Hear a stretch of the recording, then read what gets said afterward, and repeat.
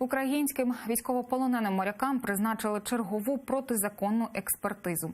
Про це в ефірі телеканалу АТР заявив координатор групи адвокатів Микола Полозов.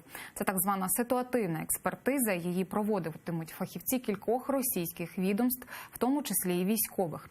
Слідчі просять визначити, чи відповідали дії українських моряків та російських прикордонників міжнародним законам та нормативним актам Російської Федерації.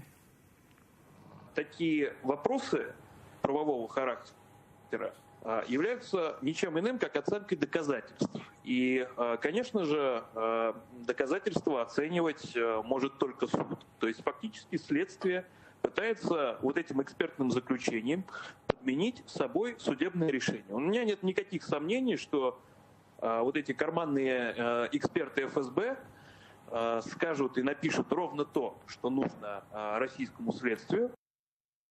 Також адвокат розповів, що військовополоненому моряку В'ячеславу Зінченку дозволили зателефонувати рідним. Напередодні він 8 хвилин поспілкувався з матір'ю.